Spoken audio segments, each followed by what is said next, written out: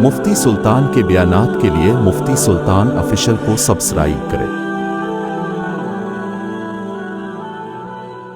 ونؤمن به ونتوکل علیہ ونعوذ باللہ من شرور انفسنا ومن سیئات اعمالنا من يهده الله فلا مضل له ومن يضلله فلا هادي له ونشهد أن لا إله إلا الله وحده لا شريك له ونشهد أن سيدنا وسندنا وحبيبنا ومولانا محمدا عبده ورسوله أما بعد فقد قال الله تبارك وتعالى في القرآن المجيد والفرقان الحميد فأعوذ بالله من الشيطان الرجيم بسم الله الرحمن الرحيم تبارك الذي بيده الملك وهو على كل شيء قدير الذي خلق الموت والحياة ليبلوكم أيكم أحسن عملا وهو العزيز الغفور وجاء في الحديث وقال النبي صلى الله عليه وسلم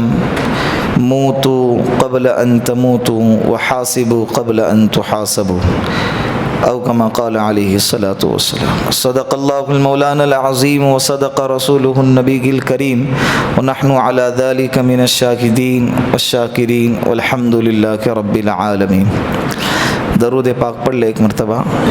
اللہم صلی علی محمد فی اول کلامنا، اللہم صلی علی محمد فی اوسط کلامنا، اللہم صلی علی محمد فی آخر کلامنا۔ گزشتہ مجلس میں 29ویں پارے کی ابتدا سورہ ملک سے ہم نے شروع کی تھی۔ الحمدللہ بہت ساری باتیں آپ حضرات کے خدمت میں آئی۔ سب سے پہلے تو اس سورت کے کتنے نام ہیں آپ لوگوں کو یاد ہوں گا۔ ایک نام تو سورہ ملک ہے، اور اس کو سورہ ملک اس لیے کہتے ہیں کہ آیت کریمہ تبارک الذی بیدہ الملک، اللہ رب العزت نے اس سورت کی پہلی ہی آیت میں اپنی بادشاہت کو بتایا ہے، اپنی حکومت کو بتایا ہے، اس لیے اس سورت کا نام ہے بولو سورہ ملک۔ دوسرا نام اس کا سورۃ الواقعہ، واقعہ بچانے والی سورت۔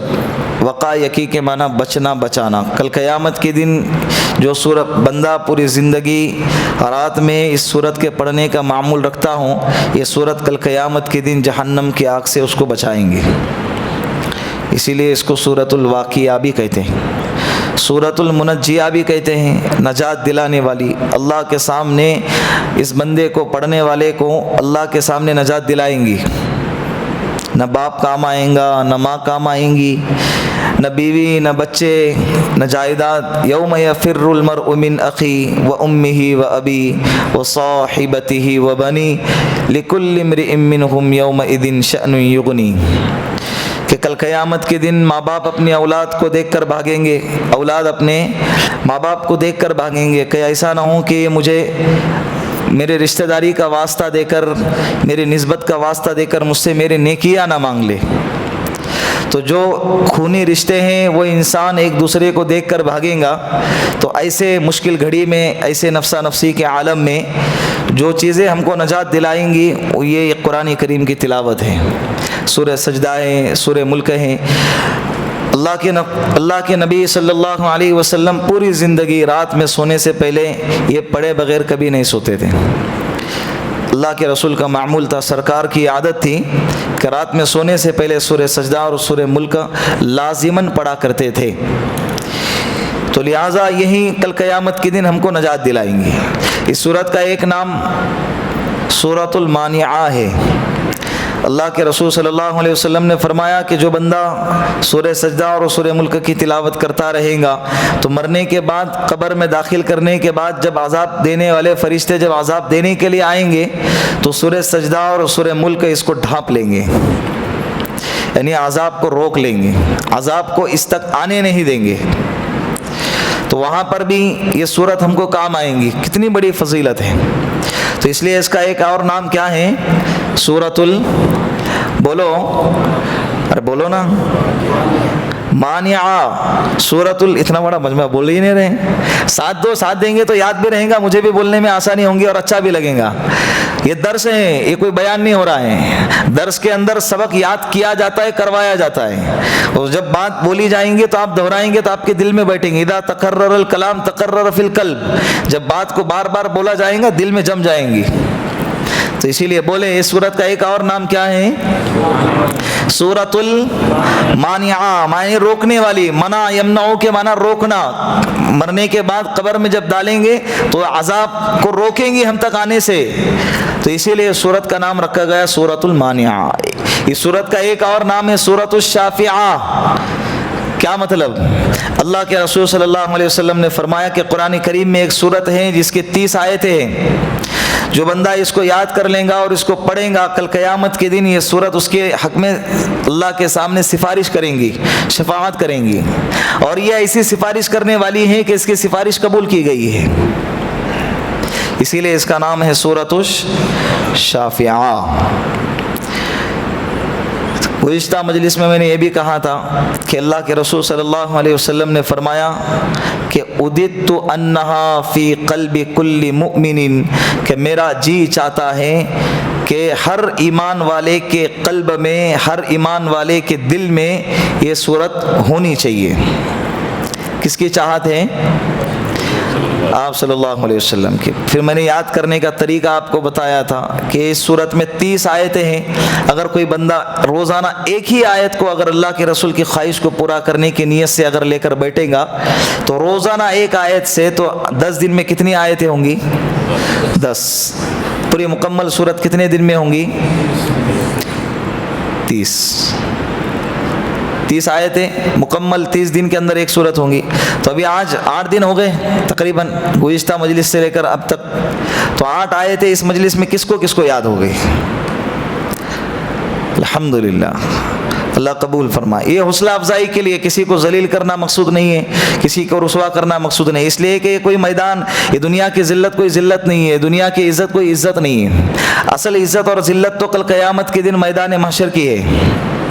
اسی لیے ابھی دیکھیں, میں نے گزشتہ مجلس میں یہ بھی کہا تھا کہ نیت, عمل کی نیت اگر ہوں گی تو اللہ عمل کی توفیق بھی دیں گے. اگر آپ یہ نیت, ورنہ آدھا گھنٹہ میں بولوں گا, آدھا گھنٹہ آپ سنیں گے, پھر چلے جائیں گے, کیا بولا کیا سنا, جہاں بولا تھا وہیں بولا, جہاں سنا تھا وہیں سنا, باقی کا آگے زندگی میں کچھ کام نہ آیا.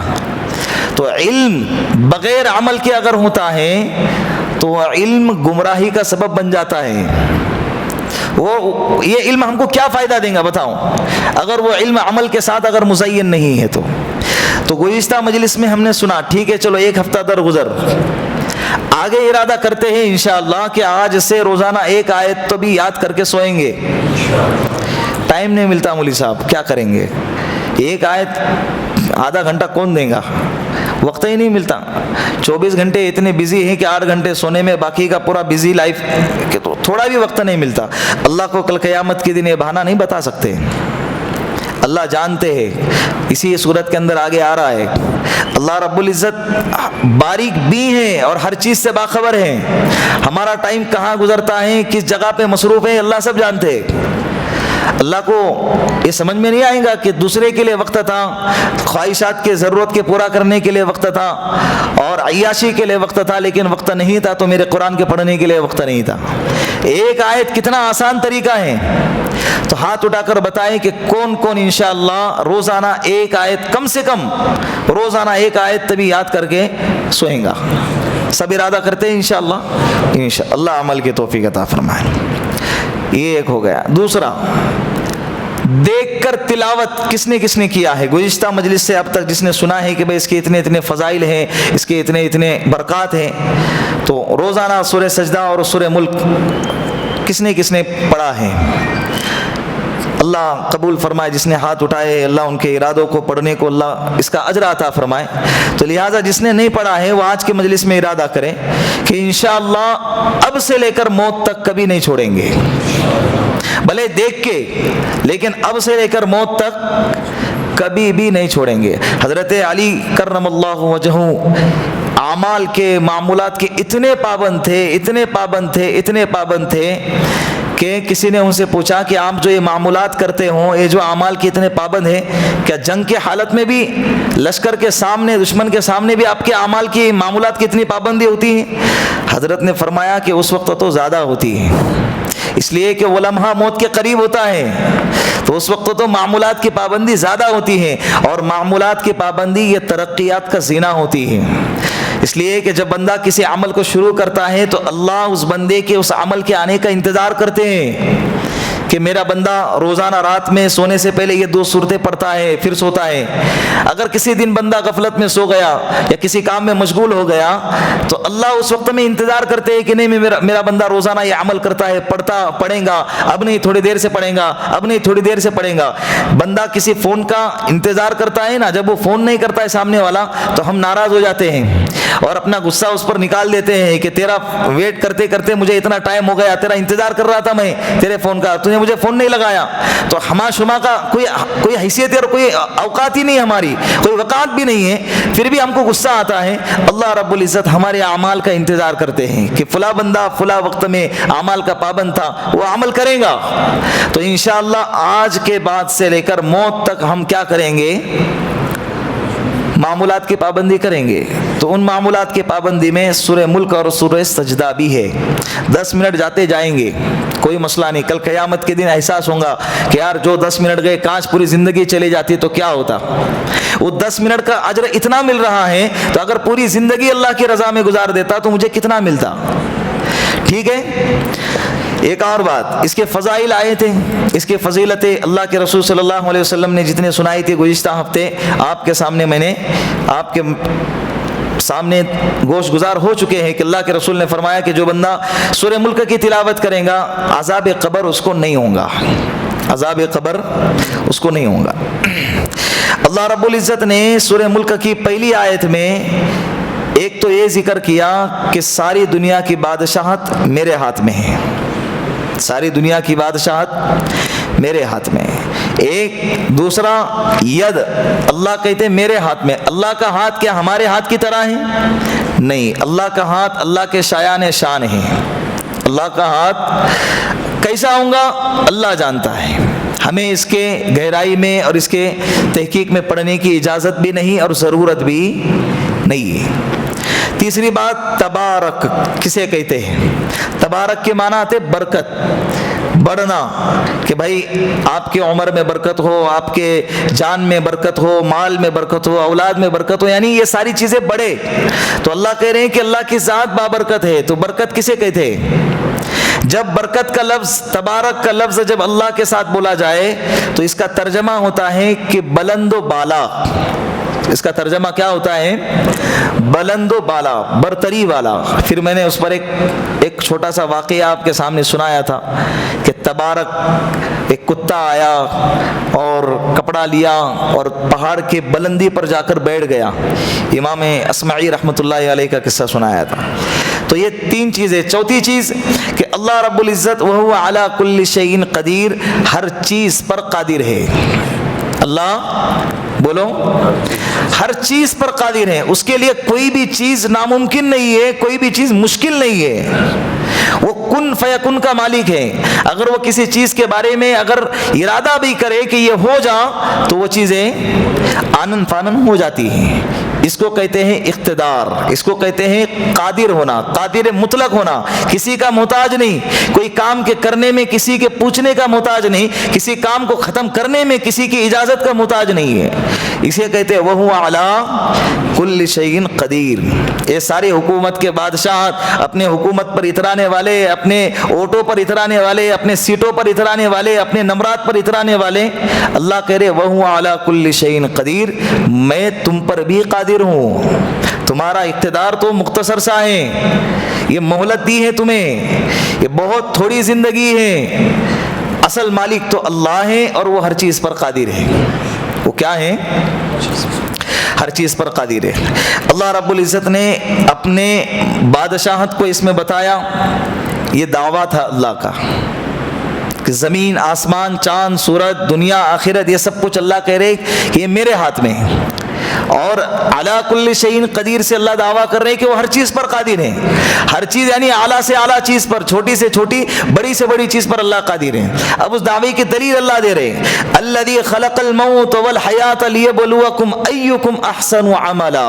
اللہ کون ہے؟ اللہ وہ ہے جس نے موت کو اور زندگی کو پیدا کیا, جس نے موت اور زندگی کو پیدا کیا تاکہ تم کو آزمائے. لیبلوکم ایکم احسن عملا, تاکہ تم میں کون اچھا عمل کرتا ہے دیکھے. لیبلوکم کے معنی آتے ہیں آزمانا, تاکہ تم کو آزمائے کہ تم میں کون ایسا بندہ ہے جو اچھا عمل کرے. وَهُوَ الْعَزِيزُ الْغَفُورُ, اور وہ بہت زبردست ہے اور بہت معاف کرنے والا ہے. یہ اس آیت کا ترجمہ ہو گیا. سورہ ملک کی آیت نمبر 2 کا ترجمہ. اللہ رب العزت نے اس آیت کریمہ میں خلق یخلق کے معنی آتے پیدا کرنا. پیدا کرنا یعنی کسی بھی چیز کو وجود دینا, کسی بھی چیز کو وجود دینا, جیسے پایا جانا. ایک کوئی چیز جب ہم کو نظر آتی ہے تو گویا کہ اس کا وجود ہے. تو اللہ رب العزت نے 2 چیزوں کا تذکرہ کیا, ایک موت اور ایک حیات. ایک موت اور ایک حیات, زندگی اور موت کا تذکرہ کیا. اور اللہ کہہ رہے کہ میں نے ان دونوں کو پیدا کیا. زندگی کو پیدا کیا یہ سمجھ میں آتا ہے کہ کیونکہ زندگی نظر آ رہی ہے, تم میں پیدا ہو گئے تو یہ وجود ہے نا, تو اس کو پیدا کیا. موت تو نظر آنے والی بھی چیز نہیں ہے, اس کے باوجود اللہ کہہ رہے کہ میں نے موت کو پیدا کیا. صحیح ہے نا, میں نے موت کو کیا کیا؟ پیدا کیا. حالانکہ پیدا ہو گئے تو اس کا وجود ہونا چاہیے, اس کا وجود ہونا چاہیے. تو موت نظر نہیں آتی ہے تو موت کا وجود بھی نظر نہیں آتا ہے. تو کہ اللہ رب العزت نے کہا کہ میں نے موت اور زندگی دونوں کو پیدا کیا ہے. تو مفسرین فرماتے ہیں, حضرت عبداللہ ابن عباس رضی اللہ عنہما بھی اس میں شامل ہیں, وہ فرماتے ہیں کہ اللہ رب العزت نے واقعتاً اور حقیقتاً موت اور حیات دونوں کا جسم بنایا ہے. موت کا جسم مینڈے کی شکل میں ہے اور حیات کا جسم گھوڑی کی شکل میں ہے. یہ حضرت عبداللہ ابن عباس کا کہنا ہے. اسی لیے ایک حدیث پاک میں آپ لوگوں نے سنا ہوگا کہ اللہ کے رسول صلی اللہ علیہ وسلم نے فرمایا کہ کل قیامت کے دن جنتیوں کو جنت میں ڈالا جائے گا, جہنمیوں کو جہنم میں ڈالا جائے گا. تو ان دونوں کے بیچ میں موت کو لایا جائے گا مینڈے کے شکل میں. کس کی شکل میں؟ مینڈے کے شکل میں. اور اس کو کاٹ دیا جائے گا, اس کو مار دیا جائے گا, موت کو ختم کر دیا جائے گا. اور اس کو مارنے کے بعد یہ اعلان کیا جائے گا کہ اب موت کو بھی موت آ گئی, اب اس کے بعد کسی کو مرنا نہیں ہے. تو گویا اس سے سمجھ میں آیا کہ موت کی بھی ایک شکل ہے, موت کا بھی ایک جسم ہے. موت کا بھی کیا ہے؟ ایک جسم ہے, جس کے بارے میں جب جسم ہے تو گویا کہ وہ پایا گیا. جسم ہے تو اس سے سمجھ میں آیا کہ وہ وجود میں آ گیا. وہ کیا ہو گیا؟ وجود میں آ گیا. اور موت کہتے کسے؟ موت نام ہے روح کو ایک جگہ سے دوسری جگہ منتقل کرنے کا. ایک جگہ سے دوسری جگہ منتقل کرنے کا نام موت ہے. اس کو کہتے ہیں موت. موت کسے کہتے ہیں؟ روح کو ایک جگہ سے دوسری جگہ منتقل کریں اسے کہتے ہیں موت. حیات, حیات کسے کہتے ہیں؟ حیات کہتے ہیں روح کو. حیات کے معنی زندگی, اور حیات کہتے ہیں روح کو, اس کے معنی زندگی. یہ حیات کے 5 اقسام ہیں. حیات کے کتنے اقسام ہیں؟ 5 اقسام ہیں. یعنی حیات کے ٹھہرنے کے 5 جگہ ہے, جس کو ہم یہ دوسرے الفاظ میں یہ بھی کہہ سکتے ہیں کہ حیات کے ٹھہرنے کے, زندگی کے اور روح کے ٹھہرنے کی 5 مقامات ہے, 5 جگہ ہے. ایک جگہ حیات عالم ارواح, حیات عالم ارواح. عالم ارواح حضرت آدم علیہ السلام کو جب اللہ رب العزت نے پیدا فرمایا تو اللہ رب العزت نے حضرت آدم علیہ السلام کے پشت سے قیامت تک کے آنے والے جتنے بھی افراد تھے سب کو حضرت آدم علیہ السلام کے پیٹھ سے نکالا اور ان کے سامنے لا کر کھڑا کر دیا. حضرت آدم علیہ السلام نے ساری اولادوں کو دیکھا اپنی آنکھوں سے, پھر دوبارہ ان کو ان کے پیٹھ میں, ان کے پشت میں داخل نہیں کیا گیا. ان کو تہبتے لشکر کی شکل میں، فوج کی شکل میں ایک جگہ اکٹھا جمع کیا گیا. اس جگہ کا نام ہے عالم ارواح. ساری روحیں وہاں پر جمع ہیں، ساری روحیں وہاں پر جمع ہیں. وہ پہلا مقام. دوسرا مقام حیات رحم، مادر رحم، حیات مادر رحم، ماں کے رحم دانی کے اندر جو جگہ ہے اس جگہ کا نام ہے حیات مادر رحم.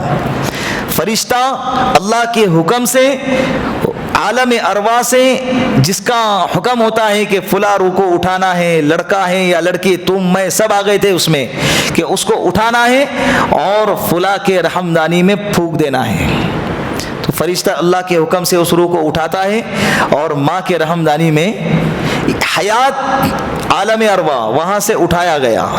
اور وہ عالم ارواح بھی کوئی معمولی نہیں تھا. اللہ رب العزت نے عالم ارواح کے اندر ہی تمام روحوں کے سامنے یہ باقاعدہ یہ عہد لیا، الست بربکم، کیا میں تمہارا رب نہیں ہوں؟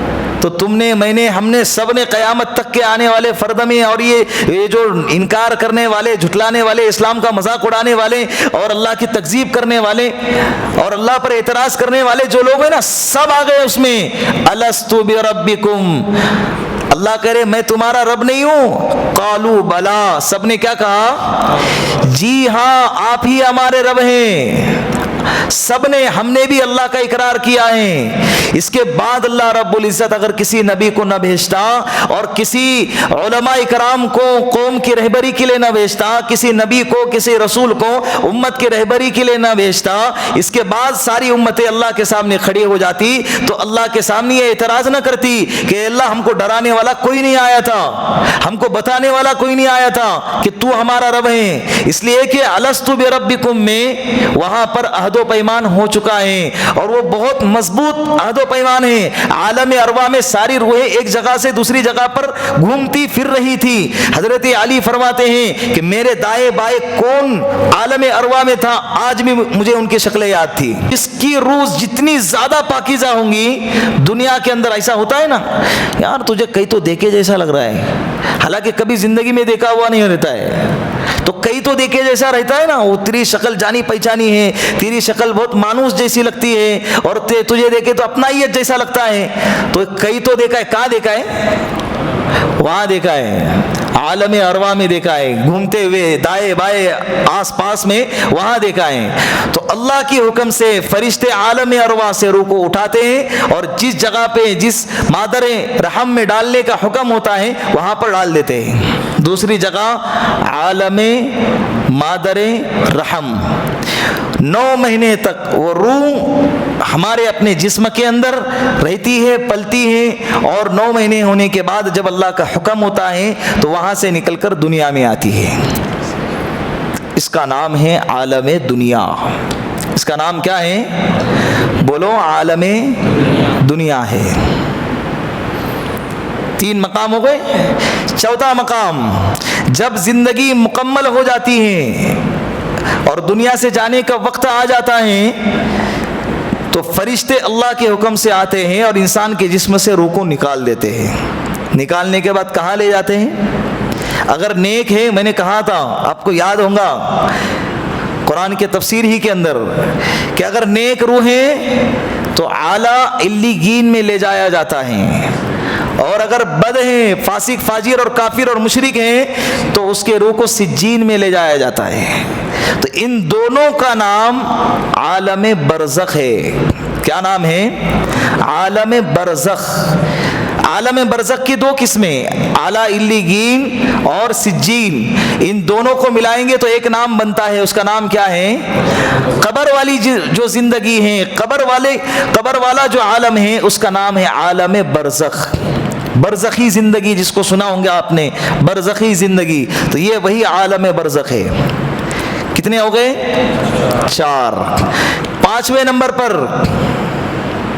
عالم آخرت، آخری عالم، بالکل اینڈ. اب اس کے بعد جنت یا جہنم، مسئلہ ختم. جنت میں جائیں گے باہر نکلنا کبھی نہیں، جہنم میں جانے والے کبھی باہر نکلنا نہیں ہے. تو یہ عالم آخرت سب سے لاسٹ والی عالم. تو حیات جو ہے یہ جو روح والی جو زندگی ہے جب ایک مرتبہ وجود میں آئی ہے تو اس کے بعد تبدیل ہوں گی, منتقل ہوں گی, ختم ہوں گی, موت ختم ہوں گی, موت مریں گی. اس لیے کہ موت کو بھی مار دیا جائے گا, اس کو ختم کر دیا جائے گا, لیکن جو روح ہے, جو جسم ہے, جس جسم کے اندر روح کو ڈال دیا جائے گا, جو حیات ہے وہ کبھی مرنے والی نہیں ہے. اور اللہ رب العزت نے اس مختصر سی زندگی میں ہم کو جو موت اور زندگی, موت اور حیات کے ساتھ جو جوڑا ہوا ہے یہ ہمارے زندگی کا لازمی حصہ ہے. اللہ کہہ رہے کہ میں ہر چیز پر قادر ہوں, میں قادر مطلق ہوں, میں قدرت والا ہوں. اللہ جب کہہ رہے ہیں نا تو اللہ بندوں ہی کو بتا رہے کہ تم اپنے ذات میں غور کرے, میری کتنی قدرتیں ہیں, میری کتنی شان تمہاری اپنی ذات میں پائی جاتی ہیں. تو اللہ رب العزت نے بتا دیا کہ انسان کی زندگی میں جتنے احوال ہیں ان احوال میں سب سے اہم جو ہے ایک تو پیدا ہونا ہے اور دوسرا مر جانا ہے. یہ ہر انسان کو اس کا واسطہ ہوتا ہے. جو پیدا ہوا ہے وہ دنیا سے, چاہے اس کی زندگی 1000 سال کی ہو, چاہے 1300 سال کی ہو, چاہے اس کی 1500 سال کی ہو, لیکن مرنا ضرور ہے. اللہ کے رسول صلی اللہ علیہ وسلم کے سامنے جب حضرت جبرائیل علیہ السلام نے آ کر کہا کہ یا رسول اللہ آپ سے ملاقات کا شوق رکھتے ہیں, لیکن آپ کو اختیار دیا ہے, آپ جب تک رہنا چاہے رہ لے, آپ جب تک رہنا چاہے رہ لے, آپ کو اختیار ہے. لیکن آگے ایک جملہ استعمال فرمایا, انک میت و انہم میتون, لیکن ایک بات یاد رکھے, مرنا تو آپ کو بھی ہے, مرنا تو آپ کو بھی. تو یہ زندگی اور موت یہ انسان کے زندگی کا ایک اہم حصہ ہے. ہر کسی کو اس راستے سے گزرنا ہے. موت, اللہ کے رسول نے فرمایا کہ الموت جسر یوصل الحبیب الی الحبیب, موت ایک پل ہے جو ایک حبیب کو دوسرے حبیب سے ملانے کے لیے اللہ نے بنایا ہے. تو ایمان والے کے لیے تو موت تحفہ ہے, ڈرنا نہیں ہے. کفن میں انسان کو لپیٹا گیا, اس کو دفنایا گیا, کوئی مسئلہ نہیں. یہ وقتی طور پر ایک جگہ سے دوسری جگہ گئے. ہمارے رشتہ دار جب دبئی میں جاتے, لندن میں جاتے, 2-2, 3-3 سال کے لیے ہم خوش ہوتے ہیں, اے میرا چاچا دبئی میں ہے, میرا ماموں قطر میں ہے, میرا دادا بحرین میں ہے, یہ پڑوس میں ہے 2 سال 3 سال کے لیے, اور اس بیچ ادھر کسی کا جنازہ بھی اٹھتا ہے, اس بیچ اس کا بھی جنازہ اڑ جاتا ہے. ہوتا ہے نا ایسا. تو جس طرح سے ایک بندہ ادھر سے ایک جگہ سے دوسری جگہ منتقل ہوا ہے تو ہم کو غم نہیں آتا ہے. تو مرنے والے کے مرنے کے بعد بھی انسان کو اتنا زیادہ ٹینشن لینے کا نہیں. اللہ کے رسول صلی اللہ علیہ وسلم نے اسی لیے کہا کہ 3 دن سے زیادہ غم منانے کی اجازت نہیں ہے, 3 دن تک. ہاں, عورت کے لیے اجازت ہے کہ وہ 4 مہینے 10 دن تک عدت میں بیٹھی رہے, وہ سوگ منا سکتی ہے, اس سے زیادہ کی اجازت نہیں ہے. زندگی بہت مختصر ہے, بہت ہی مختصر. ہمارے والد محترم کا انتقال ہو گیا, ہمارے ماموں ان کے جنازے میں شریک تھے, قبرستان میں پتھر پر بیٹھ کر تذکرہ کر رہے تھے, ایسا ویسا یہ وہ. چند مہینے کے بعد, دوسرے ہی مہینے میں کرونا شروع ہو گیا, کرونا کے 2-3 مہینے کے بعد ان کا انتقال ہو گیا. ہٹے کٹے لہیم شہیم, کوئی بیماری نہیں, دنیا سے چل دی. اب ان کو کیا معلوم تھا, دونوں کی اچھی جوڑی تھی کہ بھائی میں 4 مہینے کے بعد آنے والا ہوں, لیکن ایسا کسی کو معلوم نہیں رہتا نا. یہ حقیقت چیز ہے. اللہ کے رسول صلی اللہ علیہ وسلم نے حضرت فاطمہ کو بلائے رضی اللہ عنہا کو, اور کان میں ایک جملہ استعمال فرمایا, رونے لگ گئی. امی دیکھ رہی ہے, پھر دوسرے کان میں ایک جملہ استعمال فرمایا تو مسکرانے لگی. بعد میں امی نے پوچھا, امی عائشہ صدیقہ رضی اللہ عنہا نے, کہ فاطمہ کیا بات ہے, ابا نے کیا کہا, کان میں کچھ کہا جس کی وجہ سے تم رونے لگی, پھر کچھ اور کہا جس کی وجہ سے ہنسنے لگی. تو حضرت فاطمہ الزہرا رضی اللہ عنہا کہنے لگی, بی بی بطول کہنے لگی کہ یہ میرے اور میرے ابا کا راز ہے, میں نہیں بتاؤں گی. والد محترم ہمارے آقا جناب رسول اللہ صلی اللہ علیہ وسلم کا انتقال ہو گیا. بعد میں امی نے پھر پوچھا کہ اب تو ابا چلے گئے, اب راز نہیں رہا, اب تو بتا دو کیا بات تھی. تو حضرت فاطمہ نے فرمایا کہ ابا نے مجھ سے کان میں کہا کہ بیٹی اب میرے جانے کا وقت قریب آ چکا ہے. میں رونے لگ گئی. رونے والی بات تھی, ابا جا رہے, لگتے جگر تھی ابا کی. لیکن ابا نے پھر کہا کہ بیٹی سب سے پہلے میرے خاندان میں تو ہی مجھ سے آ کے ملیں گی. خوش ہو گئی. تو خوشی کی بات ہے نا. یہ ان کو معلوم پڑا اس لیے وہ خوش ہو گئے. ہم کو معلوم نہیں رہتا, لیکن حقیقت یہی رہتی. حقیقت کیا ہے؟ یہی ہوتی ہے. پھر چچا کا انتقال ہو گیا چند مہینے کے بعد.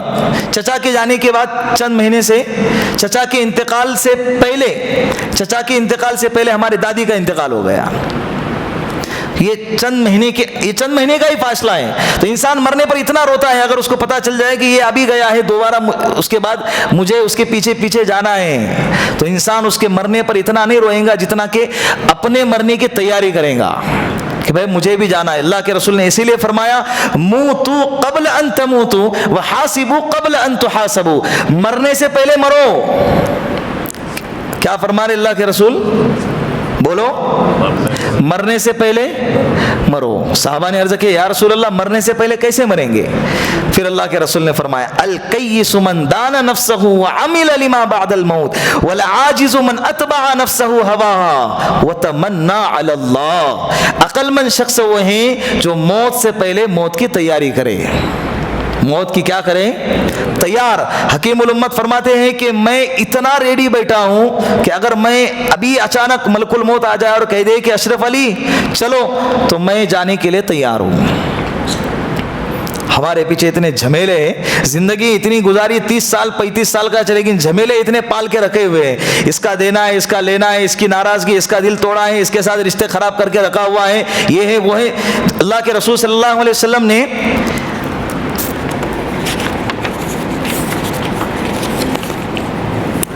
صحابہ اکرام کو, ہاتھ میں لکڑی ہے اللہ کے رسول کے, لکڑی سے ایک لکیر کھینچی اور اس کے بعد اس کے بازو میں اللہ کے رسول نے دوسری لکیر کھینچی لمبی والی. اللہ کے رسول نے فرمایا صحابہ سے کہ یہ جو چھوٹی لکیر ہے نا, یہ انسان کی زندگی ہے, یہ انسان کی کیا ہے؟ زندگی ہے. اور یہ جو لمبی لکیر ہے نا, یہ انسان کی امیدیں ہیں, لمبی لمبی امیدیں. گاڑی بناؤں, گاڑی خریدوں گا, بنگلہ بناؤں گا, پھر اس کے بعد دوسرا بنگلہ کنڈوا میں لوں گا, پھر اس کے بعد تیسرا بنگلہ کیمپ میں لوں گا, پھر ایک ہوٹل کے بعد دوسرے ہوٹل کھولوں گا, پھر ایک شادی ہو گئی دوسری شادی. یہ کم سوچتے ہیں ایسا, ایک شادی کے بعد دوسری شادی کروں گا, دوسرے کے بعد تیسری کروں گا. یہ انسان کی لمبی لمبی کیا ہے؟ سوچنے میں کیا, سوچنے کا کرایہ تھوڑی لگتا ہے. تو بس بیٹھا ہے حضرت ایسے اور سوچ رہے اب کیا کروں گا, پھر میں انڈا لاؤں گا, پھر انڈے سے مرغی بناؤں گا, مرغی نکلیں گی, پھر مرغی سے پھر اور انڈے پیدا کروں گا, پھر کیا ایک پولٹری فارم بناؤں گا, پھر اس سے انڈے سپلائی کروں گا, پھر مرغیاں سپلائی کروں گا. یہ سوچتا ہے, یہ سوچ اس کی جاتی ہے 150-200 سال تک کی, اور حالانکہ اس کی زندگی کتنی ہوتی ہے؟ 50 سے 60 سال کی. امید بہت لمبی. یہ ہم سب کا حال ہے. یہ کیا ہے, جتنے بیٹھے ہیں میں بھی اس میں آ گیا, ہم سب کا یہی حال ہے. زندگی کی امیدیں بہت لمبی باندھی ہوئی ہیں اور زندگی بہت مختصر سی. اسی لیے جس سفر میں توشہ کم ہوتا ہے, سامان کم ہوتا ہے نا, وہ سفر بہت اطمینان سے گزرتا ہے, آرام سے کٹتا ہے. ورنہ یہ ٹینشن میں ادھر ایک بیگ, نیچے ایک بیگ, لٹکائی لی ایک بیگ, بار بار دیکھتا ہے ادھر اوپر ہے کہ نہیں, نیچے ہے کہ نہیں, بیچ میں ہے کہ نہیں. پورے سفر میں اس کے دماغ میں یہی چلتا ہے. اور اترتے وقت میں پھر بار بار دیکھتا ہے اوپر کی بیگ لیا کہ نہیں, نیچے کی بیگ لیا کہ نہیں, بیچ میں کی بیگ لیا کہ نہیں. تو جتنا زیادہ سامان ہوگا اتنا زیادہ ٹینشن ہوگا. زندگی جتنے خواہشات تم کم رکھو گے, جتنے خواہشات کم پالو گے, زندگی اتنی آسان اور اتنی عافیت کے ساتھ آپ کی گزریں گی. کہتے ہیں نا ایسے رہے کہ ویسے رہے, وہاں دیکھنا ہے کہ کیسے رہے. مالدار ہو یا غریب ہو, زندگی تو دونوں کی کٹنی ہے. دونوں کی قبر مٹی کی, دونوں کا کفن سفید, دونوں کے کفن کا کلر بھی ایک جیسا, کپڑا بھی ایک جیسا. مالدار ہے تو یہ نہیں کہ اس کو ریشم کا کپڑا پہنایا جائے, اور غریب ہے تو اس کا یہ نہیں کہ بھائی 40 روپے اور 20 روپے میٹر والا کفن پہنایا جائے. اور مالداروں کی قبر الگ ہے اور غریبوں کی قبر الگ ہے. ایسا کبھی دیکھے آپ نے؟ ایک ہی سب میں کھڑے ہو گئے محمود و ایاز, نہ بندہ رہا نہ بندے نواز. یہاں تو سب ایک ہے, یہاں تو سب ایک ہے, مرنا سبھی کو ہے. اسی لیے اللہ کے رسول نے فرمایا کہ مرنے سے پہلے مرو. اور وحاسبوا قبل ان تحاسبوا, کل قیامت کی دن اللہ تمہارا حساب لے. کیا کیا, کدھر بیٹھا, کدھر گیا, کہ حلال کھایا, حرام کھایا, جھوٹ بولا, غیبت کی, چگلی کی, کس کا دل دکھایا, کس کو دھوکہ دیا, کس کو ٹوپی پہنائی, کیا کیا کیا ہے. اللہ کل قیامت کے دن پوچھیں. اس سے پہلے رات میں سونے سے پہلے روزانہ اپنا حساب لیا کرو.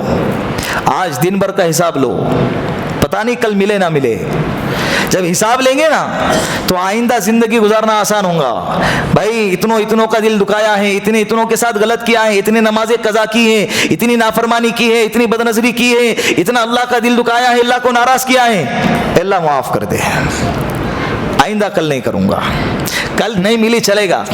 التائب من الذنب کمن لا ذنب له, توبہ کرنے والا ایسا ہے گویا کہ اس نے گناہ کیا ہی نہیں. اب مر گئے تو بھی چلے گا, مر گئے تو گویا کہ کل قیامت کے کل اللہ کے سامنے جب کھڑے ہوں گے تو بالکل صاف ستھرے پاکیزہ بن کے کھڑے ہوں گے. 5 منٹ کا مختصر سا عمل ہے, موبائل دیکھتے ہوئے سوتے نا, پھینک دو اسے, موبائل کو پھینک دو سائڈ میں, وضو کر کے 2 رکعت صلاۃ التوبہ پڑھے, زندگی بھر کے گناہوں سے اللہ کے سامنے گڑ گڑا کر معافی مانگے. زندگی ہر کسی کو توبہ کی توفیق نہیں دیتی, مہلت بھی نہیں دیتی ہے. کتنے ویڈیوز سامنے آتے ہیں, کل نفس ذائقۃ الموت کی آیتیں چلتی ہوتی ہیں اور اس میں مرنے والوں کے ویڈیو دکھائے جاتے ہیں. اچانک بیٹھا ہوا ہے اور گر گیا, یعنی اس کو اتنی بھی مہلت نہیں ہوگی سامنے والوں کو بولے کہ بھی میرے سینے میں درد ہو رہا ہے, اتنی بھی مہلت نہیں ہوئی. ایک بیچ میں ویڈیو وائرل ہو رہا تھا نا کہ چچا اپنے بھتیجے کے شادی یا ولیمے کے اندر ڈانس کر رہے, اسٹیج پہ ڈانس کرتے کرتے نیچے گر گیا ہو. تحیون تموتون تحیون کما تموتون تموتون کما تبعثون, جیسے جیوں گے ویسے مروں گے, اور جیسے مروں گے ویسے کل قیامت کے دن اٹھائے جاؤں گے. تو زندگی بہت سنبھل کے گزارنے کی ضرورت ہے. یہ موت کا پھندا اللہ نے اپنے ہاتھ میں رکھا ہے, جس کو جب چاہتا ہے اٹھا لیتا ہے. تو اللہ رب العزت نے یہ زندگی جو ہم کو دی ہے مختصر سی 40 سال 50 سال 60 سال, اور اس کو موت اور زندگی کو بیچ میں موت کے ساتھ اس زندگی کو لگا رکھا ہے نا, یہ زندگی اللہ نے کیوں دی؟ اللہ نے یہ زندگی ہم کو کیوں دی؟ اللہ نے اس کی وجہ اسی آیت کے آگے کے ٹکڑے میں بیان فرمایا ہے. لیبلوکم ایکم احسن عملا, یہ زندگی اس لیے اللہ نے تم کو دی ہے تاکہ تم کو آزمائیں کہ تم میں کون ہے جو اچھا عمل کرتا ہے. اسکول کالج اور تعلیمی درسگاہ جو ہوتے ہیں اس لیے قائم کیے جاتے ہیں تاکہ 6 مہینے پر اور سال ہونے پر ان کا امتحان لے سکے, اور امتحان لینے کے بعد بہت سارے طلبہ اچھے نمرات سے کامیاب ہوتے ہیں. لیکن کچھ ایسے بھی ہوتے ہیں جو کیا ہوتے ہیں, تو جو فیل ہونے والے ہوتے ہیں نا, اسکول کے اور مدرسے کے اور مکتب کے قائم کرنے کا جو مقصد ہے وہ فیل ہونے والے بچے نہیں رہتے. اصل کون سے بچے ہوتے ہیں؟ جو کامیاب ہونے والے ہیں, جو پاس ہونے والے ہیں. اسی طرح اچھے عمل کرنے والے, اللہ کو راضی کرنے والے, یہ دنیا کے قائم کرنے کا مقصد ہے اللہ کا. وما خلقت الجن والانس الا ليعبدون, اللہ رب العزت کہہ رہے کہ میں نے جنات اور انسان کو صرف اور صرف میری عبادت کے لیے, میری بندگی کے لیے پیدا کیا, اور تاکہ مجھے پہچانے. کنت کنزا مخفیا اردت ان اعرف, میں تو ایک مخفی خزانہ تھا, میں نے چاہا کہ مجھے پہچانا جائے, تو میں نے جنات اور انسان کو پیدا کیا تاکہ میرے وجود کو کوئی جانے. اللہ کون ہے, اللہ کیسے ہیں, اللہ کی بادشاہت کیسی ہے, اللہ کی سخاوت کیسی ہے, اللہ کی مغفرت کیسی ہے, اللہ کی ستاری کیسی ہے, اللہ کی غفاری کیسی ہے, اللہ کی جنت کیسی ہے, اللہ کی رحمانیت کیسی ہے, یہ اللہ کو جانے. اس لیے اللہ نے کس کو پیدا کیا؟ بولو, جنات اور انسان کو پیدا کیا. تو دنیا میں اللہ نے ہم کو پیدا کیا اللہ کو راضی کرنے کے لیے. اگر کوئی بندہ اللہ کو ناراض کرتا ہے, برے اعمال کرتا ہے, گناہ کے کام کرتا ہے, تو ایسے بندے فیل ہیں, اور ان لوگوں کے لیے اللہ نے دنیا کو بنایا ہی نہیں. تو جس طرح سے فیل ہونے والوں کے لیے سزا ہوتی ہے اور کامیاب ہونے والوں کے لیے انعامات کی بارش ہوتی ہے, تو اسی طرح کل قیامت کے دن ایمان والوں کے لیے, اچھے اعمال کرنے والوں کے لیے جنت ہوں گی, اور برے اعمال کرنے والوں کے لیے, نافرمانی اور گناہ کرنے والوں کے لیے جہنم اللہ نے تیار کر رکھی. سمجھ میں آئی بات؟ اسی آیت کے اندر ایک اور جملہ ہے, ایکم احسن عملا. کیا جملہ ہے؟ ایکم احسن عملا. احسن کے معنی آتا ہے اچھے اعمال. دیکھے کہ تم میں کون اچھا عمل کرتا ہے, دیکھے کہ تم میں کون اچھا عمل کرتا ہے. اللہ رب العزت نے بھی کیا خوبصورت جملہ استعمال فرمایا ہے. اللہ نے یہ نہیں کہا کہ ایکم اکثر عملا, کہ دیکھے کہ تم میں کون زیادہ عمل کرتا ہے. اللہ نے ہرگز یہ نہیں کہا کون 200 رکعت نماز پڑھتا ہے، کون 400 رکعت نماز پڑھتا ہے، کون لاکھ روپے صدقہ کرتا ہے، اللہ نے ہرگز یہ نہیں کہا۔ اللہ کے یہاں تو تقصیر عمل سے زیادہ تحسین عمل مقصود ہے۔ کیا جملہ ہے؟ تقصیر کے معنی زیادہ، اللہ کے نظر میں تقصیر عمل سے زیادہ تحسین عمل پسندیدہ ہے، اچھا عمل۔ اللہ کو زیادہ عمل پسند نہیں ہے، اللہ کو اچھا عمل پسند ہے۔ اسی لیے کل قیامت کے دن نام اعمال میں ہمارے اعمال کو تولا جائے گا، گنا نہیں جائے گا۔ تولنے اور گننے میں فرق ہے، تولنے میں اور گننے میں فرق ہے۔ اگر اچھا ہے نا تو تولنے کے اندر ساری دنیا کو پیچھے چھوڑ دیں گا، اس لیے کہ ایک ہی ہے۔ وہ کہتے نہیں کیا ایک ٹرک بھرا ہوا ہے لیکن کپاس کا بھرا ہوا ہے، اور ایک رکشہ بھری ہوئی ہے لیکن لوہے کی ہے۔ لوہے کی رکشہ کو وزن کے ترازو میں رکھ دو اور کپاس کی ٹرک کو ترازو دوسرے پلڑے میں رکھ دو، کون سا پلڑا بھاری ہوگا؟ کیونکہ وہ بھاری ہے اور وہ زیادہ ہے، یہ وزنی ہے اور یہ زیادہ ہے۔ تو عمل میں وزن کب پیدا ہوگا؟ جب عمل اچھا ہوگا۔ ایک رکوع پڑھو روزانہ لیکن اچھا پڑھو، 2 رکعات پڑھو نفل نمازوں کے اندر فرائض کے علاوہ، لیکن اچھی پڑھو، ایسی پڑھو کہ اللہ راضی ہو جائے۔ اللہ اکبر سے لے کر السلام علیکم تک اللہ کے علاوہ کسی غیر کا خیال دل و دماغ میں نہ آئے۔ تو اللہ کی نظر میں صدقہ دے رہے، لاکھ روپے کروڑ روپے دے رہے، اللہ کو یہ پسند نہیں ہے، بنسبت اس کے کہ تم زیادہ دینے کے بجائے کم دو لیکن اخلاص کے ساتھ دو۔ کس کے ساتھ دو؟ راشن کی ایک کیٹ دیتے ہیں، سارے دنیا میں وائرل کر دیتے ہیں، سامنے والا بندے کو بیچارہ شرم کے مارے کیا ہو جاتا ہے؟ پانی پانی ہو جاتا ہے۔ ارے تم دے رہے ہیں، تمہاری عزت بڑھ رہی ہے، لیکن وہ لے رہا ہے، اس کی عزت کا کیا؟ 2000 کی ایک کٹ دے کے سامنے والے کے ہاتھ میں پکڑا دے، 2 بندے، 2 کیا 4-5 بندے۔ ایک فوٹو تو ایسا دیکھا تھا کہ ایک مریض ہے بیچارہ، ہاسپٹل کے بیڈ پہ لیٹا ہوا ہے، نہیں بیٹھا ہوا ہے، 7 لوگ اس کو کیلا دینے کے لیے آئے، وہ ایک کیلا پکڑا ہوا ہے، 7 لوگ اس کے دائیں بائیں ارد گرد سے اس کے ہاتھ میں مریض ایسا بیچارہ بیٹھا ہوا ہے، اور فوٹو کھینچنے والا فوٹو کھینچ رہا ہے۔ بھائی ہم سوشل ورکر ہیں اور خدمت خلق کا کام کرنے کے لیے آئے ہیں۔ یہ خدمت خلق پر اللہ کی طرف سے وعدے ہیں مغفرت کے، فضیلت کے، جنت کے، ثواب کے، اجر کے، ایسی خدمت پر ہیں۔ کم دو لیکن کس کے ساتھ دو؟ ایک ہاتھ جب صدقہ کرے تو دوسرے ہاتھ کو بھی اس کی خبر نہ ہو۔ حضرت ابو بکر صدیق کے جانے کے بعد پتا چلا کہ مدینے کے کتنے گھر جس کی برکت سے چلتے تھے، کتنے گھروں کے چولہے آباد تھے، ایک کو کیا دیتے، سارے گاؤں بھر میں ڈنڈورا پیٹتے رہتے۔ من صلی یرائی فقد اشرک، من صام یرائی فقد اشرک، من تصدق یرائی فقد اشرک، من حج یرائی فقد اشرک۔ اگر کسی شخص نے نماز پڑھی کسی اور کو دکھانے کے لیے، اس نے شرک کیا ہے۔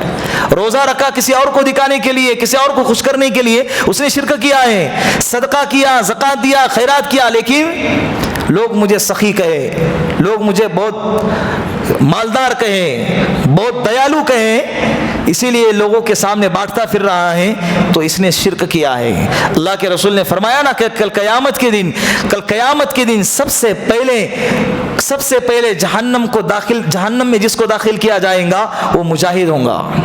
اس کو بلایا جائے گا، 3 اشخاص ہوں گے، اس میں سے ایک مجاہد۔ اس سے کہا جائے گا کہ تو نے اللہ کے راستے میں جہاد کیوں کیا؟ وہ کہیں گا کہ میں نے اس لیے کیا تاکہ اللہ تیرا دین بلند ہو جائے۔ اللہ کہیں گے جھوٹ بولتا ہے، تو نے جہاد اس لیے کیا لوگ تجھے بہادر کہے، تجھے دنیا میں بہادر کا تمغہ مل گیا، لوگوں نے تجھے بہادر کہا، دلیر کہا، بہت اچھا کہا، دنیا میں کہہ دیا گیا۔ فرشتوں سے حکم ہوگا فرشتوں کو اسے اوندے منہ گھسیٹ کر جہنم میں پھینک دیا جائے۔ پھر دوسرے نمبر پر لایا جائے گا عالم کو۔ عالم سے پوچھیں گے کہ تو نے علم کیوں حاصل کیا؟ وہ کہیں گا اللہ اس لیے تاکہ تجھے راضی کروں اور تیرے بندوں تک تیری باتوں کو پہنچاؤں۔ اللہ کہیں گے جھوٹ بولتا ہے، تو نے علم اس لیے حاصل کیا لوگ تجھے علامہ کہے، لوگ تجھے بہت بڑا عالم کہیں، تجھے مفتی کہیں۔ دنیا میں کہا گیا، تجھے عالم بھی کہا گیا، مفتی بھی کہا گیا، علامہ بھی کہا گیا، دنیا کے اندر کہا جا چکا۔ فرشتوں سے حکم ہوگا کہ اسے اوندے منہ گھسیٹ کر جہنم میں پھینک دیا جائے۔ تیسرے نمبر پر لایا جائے گا سخی. سخی یعنی مال کو لٹانے والا, لوگوں کو دکھلانے کے لیے. اس سے اللہ پوچھیں گے تو نے مال کو لوگوں کے بیچ میں جو اتنا تقسیم کیا کیوں؟ کہیں گا کہ اے اللہ تجھ کو راضی کرنے کے لیے, تاکہ تیرے غریب بندوں کی غربت دور ہو جائے, ضرورتیں پوری ہو جائیں. اللہ کہیں گے جھوٹ بولتا ہے, تو نے مال اس لیے خرچ کیا تاکہ لوگ تجھے سخی کہیں, تجھے مالدار کہیں. کہا گیا دنیا میں لوگوں نے تجھے مالدار کہا, کہنے لگے کہ یار کتنا سخی آدمی ہے, کتنا مالدار آدمی ہے, کتنا کروڑ پتی آدمی ہے, ماشاءاللہ کپڑے بانٹتا ہے, اناج بانٹتا ہے. کہا گیا دنیا میں, کہا گیا فرشتوں سے کہا جائے گا اسے اوندے منہ گھسیٹ کر جہنم میں. کتنا اونچا عمل کر رہے ہیں لیکن نیت کی خرابی کی وجہ سے. تو یہ عمل تو ہے لیکن اچھا نہیں ہے, عمل تو ہے لیکن کیا نہیں ہے, اچھا نہیں ہے, جس کی وجہ سے اس کا ثواب نہیں ملے گا. اللہ رب العزت سے اتنی دعا ہے کہ اللہ مرنے سے پہلے موت کی تیاری کرنے کی توفیق عطا فرمائے, اور اس زندگی کو اللہ ہمیں سمجھنے کی اور اس کی قدر کرنے کی, اس نعمت کی قدر کرنے کی اللہ توفیق عطا فرمائے. وآخر الدعوانا ان الحمد للہ رب العالمین.